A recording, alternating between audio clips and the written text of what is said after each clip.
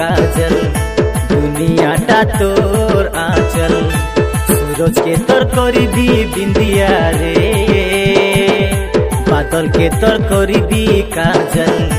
दुनियाटा तोर आंचल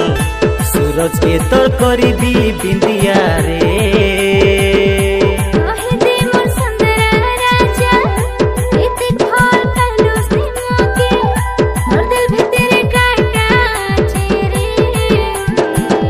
बादल के तर करी दी काजल दुनियाटा तोर आंचल सूरज के तर करी दी बिंदिया रे बादल के तर करी दी काजल दुनियाटा तोर आंचल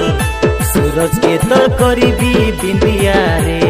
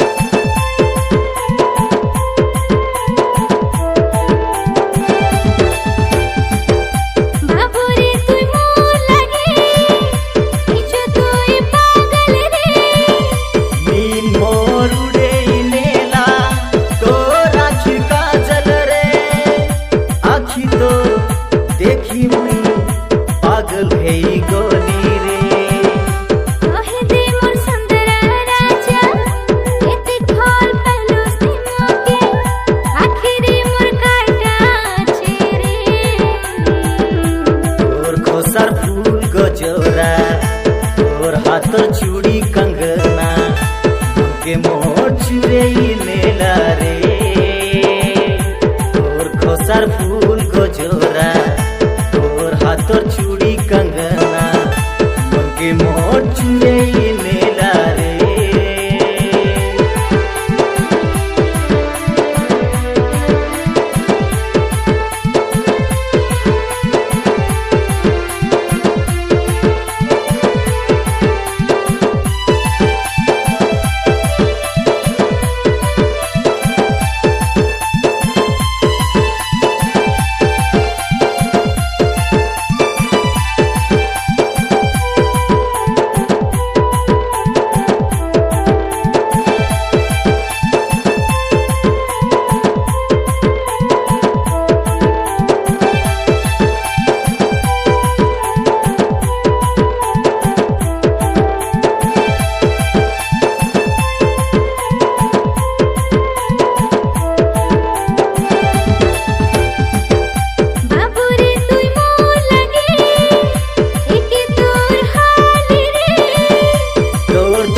नहीं देखले मोर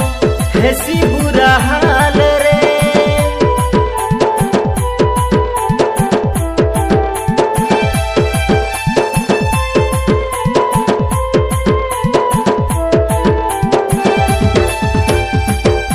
बाबू रे तुई मोर लगे